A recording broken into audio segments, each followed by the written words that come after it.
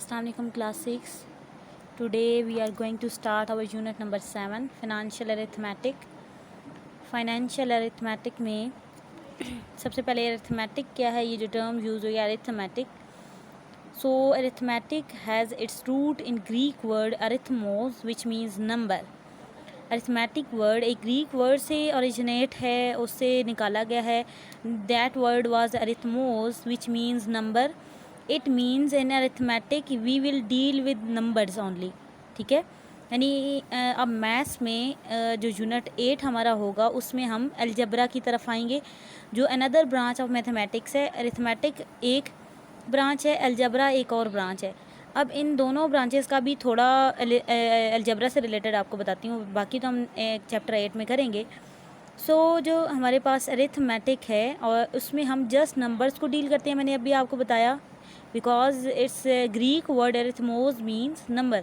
इसका जो Greek word arithmos है विच मीन्स आल्सो नंबर से डील करता है. नंबर्स मीन 1 2 3 0 1 2 3 या पॉजिटिव नेगेटिव नंबर सारे. यानी इससे पहले हमने 6 चैप्टर्स तक जितना सारा किया वो नंबर से डील कर रहे थे हम. वो क्या था, अरिथमेटिक्स से रिलेटेड हम लोग कर रहे थे. इस 7 चैप्टर के बाद हम अलजबरा, मैंने आपको बोला वो हमारा चैप्टर होगा जिसमें अलजबरिक एक्सप्रेशंस वगैरह हम करेंगे. उसमें हम वेरिएबल्स यानी एक्स वाई समथिंग हम उस तरह की चीज़ों को डील करेंगे. जो अननोन होते हैं उनकी वैल्यू वेरिएबल होती है यानी चेंजेबल होती है. Variable mean changeable. अरिथमेटिक में जो नंबर्स होते हैं वो फिक्स्ड होते हैं, उनकी वैल्यू अगर नंबर 1 है इट्स वैल्यू इज़ 1 ओनली. लेकिन जो हम अलजबरा, मैंने आपको अगली ब्रांच एक बता रही हूँ, अगर उसकी कंपैरिजन में अरिथमेटिक को देखा जाए तो उसमें जो हमें नंबर्स दिए जाते हैं, लेट्स सपोज एक्स है या वाई है, ये वेरिएबल होते हैं, इनकी वैल्यूज़ चेंज होती रहती हैं. यानी अकॉर्डिंग टू दी क्वेश्चन, अगर हमें 3 तरह के क्वेश्चन दिए हैं और तीनों में एक्स हमें मिल रहा है, पहले क्वेश्चन के लिहाज से उसके अकॉर्डिंगली उसकी वैल्यू और होगी, सेकंड क्वेश्चन के अकॉर्डिंगली एक्स की वैल्यू और होगी, थर्ड क्वेश्चन से रिलेटेड उसकी वैल्यू और होगी. यानी एक्स हर एक क्वेश्चन के मुताबिक अपनी वैल्यू चेंज करता था. लेकिन अरिथमेटिक में हमारे नंबर्स वो फिक्स्ड रहते हैं, नंबर से क्योंकि हम डील कर रहे हैं directly. It is the earliest and the most elementary branch of mathematics. ये early elementary branch of mathematics है और पहले ये यूज़ होती थी, यानी सबसे पहले ये आई और उसके बाद नेक्स्ट ब्रांचेस ऑफ मैथमेटिक्स बनाई गई. ठीक है, next arithmetics is the study of numbers and operations that are carried out on them. Arithmetics में हम स्टडी ऑफ नंबर करते हैं और ऑपरेशंस भी जो उनके ऊपर कैरीड आउट हो सकते हैं. जैसे अगर हमारे पास होल नंबर्स है तो उनके ऊपर हमने एडिशन, सब्ट्रैक्शन, मल्टीप्लिकेशन और डिवीजन 4 बेसिक ऑपरेशंस किए.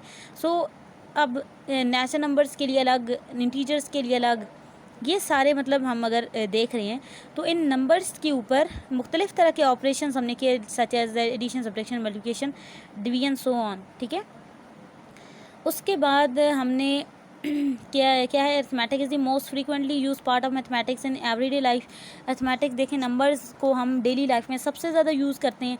इवन हमने अगर इन पेजेस को काउंट करना है तब भी हम नंबर्स को डील कर रहे हैं. अरिथमेटिक्स को इट मीन्स हम स्टडी कर रहे हैं. ठीक है, calculation of price, measurement of time, length, area, volume involve arithmetical operation. अगर हमने किसी चीज़ की प्राइस लेनी है, किसी चीज़ की लेंथ लेनी है, टाइम को मेजर करना है, किसी चीज़ का एरिया लेना है, वॉल्यूम लेना है, ऑलमोस्ट एवरीथिंग इंक्लूडेड अरिथमेटिक या वो अरिथमेटिक पे डिपेंड करता है. ठीक है, फाइनेंशियल अरिथमेटिक में फाइनेंस से रिलेटेड अगर हम डील करते हैं, लेट्स सपोज फाइनेंस में हमारी सेलिंग्स होती हैं, हमारी परचेजिंग होती हैं, हमारे प्रॉफिट्स होते हैं, हमारे लॉस होते हैं. यानी हमारा जो कारोबारी सारा सिस्टम होगा, कारोबारी अगर पॉइंट ऑफ व्यू से देखा जाए तो उस वक्त हम नंबर्स को जैसे डील करेंगे वो फाइनेंशियल अरिथमेटिक कहलाएगा. यानी अगर हमारी प्राइस है, लेट्स सपोज 50 रुपीज़ हैं, अगर मैंने उसमें से 10 रुपीज़ मैंने परचेजिंग की, सम हो मैंने कुछ रेज़र या मैंने पेंसिल मैंने बाय किया है. अब देखिए, मैंने 10 रुपीज़ अगर उसमें से परचेज़ कर ली, उसमें से पेंसिल रेज़र, इट मीन्स मेरे पास 40 रुपीज़ मेरे पास बच गए. अब अगर एक उसकी बात करते हैं, अगर हमारे पास शॉपकीपर है तो अपनी सेलिंग करता है, लेट्स सपोज उसने एक पेंसिल दी है किसी को 5 रुपीज़ की. लेट्स सपोज ओरिजिनली जब वो लेके आया वो पेंसिल का बॉक्स जिसमें बहुत सारी पेंसिल्स होती हैं, तो उस बॉक्स के लिहाज से उसको वो पेंसिल, एक पेंसिल लेट्स सपोज 4 रुपये की रुपीज़ की उसको मिली, पड़ रही थी उसको, ठीक है, उसकी यानी कॉस्ट प्राइस हम उसको कहेंगे। नेक्स्ट हम एक्सरसाइज में इस चीज़ को समझेंगे कि what is cost price, selling price क्या होती है। सो अभी थोड़ा सा कंसेप्ट ले लें आप कि जो कॉस्ट प्राइस होती है वो प्राइस होती है जिस पे जो सेलर होता है उसका खर्च आ रहा होता है। यानी अगर उसने पेंसिल्स ली हैं ओवरऑल, तो उसकी एक पेंसिल कॉस्ट प्राइस यानी खर्च से रिलेटेड उसकी जो पेंसिल आ रही है वो 4 रुपीज़ की थी। यानी उसने पेंसिल 4 रुपीज़ की खुद ख़रीदी थी, लेकिन जब उसने हमें दी तो उसने हमें 5 रुपीज़ की पेंसिल दी। इट मीन्स उसने 1 रुपी एक्स्ट्रा करके हमें दी थी। अब वो जो 1 रुपी था वो एक्स्ट्रा था ना, यानी एक्चुअली प्राइस उसकी 4 थी, 1 रुपीज़ एक्स्ट्रा था, तो अब उसने प्रॉफिट लिया था, ठीक है, यानी उसको प्रॉफिट हुआ था, यानी उसने महंगा करके बेचा तो उसको फ़ायदा हो रहा था। उसके पास अपने पास 1 रुपया एक्स्ट्रा आ गया था, वो उसने साइड पे कर लिया, अपने प्रॉफिट में कर लिया, यानी अपनी उसकी इनकम में आ गया, ठीक है। तो जो उसने फिर कॉस्ट प्राइस थी वो 4 अगर उसने बैलेंस की तो 1 रुपी एक्स्ट्रा करने से उसका प्रॉफिट आया। इसी तरह अगर हम कोई चीज़ ख़रीदते हैं, लेट्स सपोज मैंने 10 रुपये की चीज़ ख़रीदी और वो शॉप की, मैं कहती हूँ कि मैंने एक पेन ख़रीदा 20 रुपीज़ का अगर कहते हैं, तो शॉपकीपर ने जब वो लाया था तो वो 25 रुपीज़ का था। वो पुराना थोड़ा मॉडल हो गया था, या वो उसका जो स्कीम वगैरह कह लें वो पुराना था। तो उसने जब उस पेन को बेचा तो उसको थोड़ा सस्ता करके बेचना पड़ गया। उसने क्या किया, 25 एक्चुअली रुपीज़ उसकी प्राइस थी, लेकिन उसने बेचा 20 का। आप देखें 5 रुपीज़ का गैप आ गया, उसने लेस करके प्राइस बेचा ना, इट मीन्स उसको लॉस होगा। इस तरह डिफरेंट फाइनेंस से रिलेटेड हमारी जो बिज़नेस है उससे रिलेटेड डिफरेंट टर्मिनोलॉजीज़ हम यहाँ पे स्टडी करेंगे। हमारा इंटरेस्ट क्या होता है, हमारे प्रॉफिट लॉस, सिंपल इंटरेस्ट, इस तरह की सारी चीज़ें हमने डील करनी होंगी। सो ये सारा क्या कहलाएगा, फाइनेंशियल अरिथमेटिक। सो है next, simple arithmetic calculation are use in many day to day transactions such as determine the price of goods we wish to purchase. Simple arithmetic calculation यानी जो हमारे एडिशन सब्ट्रैक्शन के या multiplication division के operations हैं उनको use करके हम डे टू डे ट्रांजेक्शन्स जो हमारी होती हैं उनको हम कैलकुलेट कर सकती हैं। उनमें से उन्होंने एग्जांपल दिया है, determine the price of goods we wish to purchase. किसी भी गुड की या गुड्स जो कहा जाता है वो चीज़ें हैं, लेट्स सपोज अगर मैंने पेंसिल ख़रीदी है तो हम उसको फाइनेंशियल अरिथमेटिक में हम उनको गुड्स की एक ख़ास टर्मिनोलॉजी यूज़ की जाएगी। गुड्स में अब किसी तरह की भी चीज़ हो सकती है जो कोई हम चीज़ ख़रीदते हैं किसी सेलर से, ठीक है, यानी किसी शॉपकीपर से। So the unitary method is the most frequently use principle of arithmetic in all calculation. So unitary method सारी अरिथमेटिक कैलकुलेशन में बेसिक या मोस्ट फ्रीक्वेंटली यूज्ड प्रिंसिपल है। ये सबसे ज़्यादा इस्तेमाल होने वाला उसूल है या प्रिंसिपल है। To be good in other branches of mathematics it is important to master the basic step arithmetic. Maths की अदर ब्रांचेज में हमें अगर गुड बनना है या सुपर बनना है कि वो हमें other branches of mathematics clearly आ जाएं, तो उन सबको करने से पहले, मैथ की बाकी ब्रांचेस की तरफ जाने से पहले हमें उसका पहला स्टेप यानी अरिथमेटिक को समझना और उसको करना ज़रूरी है। तभी तो आप सबसे पहले प्लस, देन सब्ट्रैक्शन, मल्टीप्लिकेशन और डिवीजन, इस तरह के प्रोसीजर्स करते जाते हैं और स्टेप वाइज ये आपको करवाए जाते हैं ताकि ये बेसिक अरिथमेटिक आपको क्लियरली समझ आ जाए, ठीक है। अभी आपका क्लास लेवल 6 है तो आपको तो ये बिल्कुल फिंगर टिप्स पे होगा, ठीक है, तो आपको तो ये मुश्किल ही नहीं होगी बेसिक अरिथमेटिक को समझने में। So unitary method is the very important method and also very easy. So ये आपने पिछली क्लास में किया, अब हम समझ लें उससे उसके ऊपर हमारी पूरी एक्सरसाइज होगी 7A। So unitary method is use to find the value attach to the individual objects and to determine the value of a group of objects. Unitary method में इज़ यूज किया जाता है to find the value attach to the individual objects and to determine the value of group of objects, जिसमें हमें individual objects की prices से हम group of objects की प्राइसेस फाइंड करते हैं। डेफिनेशन आपने करनी है। सो यूनिटरी मेथड करने के लिए एक बेसिक प्रिंसिपल है of the unitary method lies in the assumptions that all the objects under consideration are of equal value.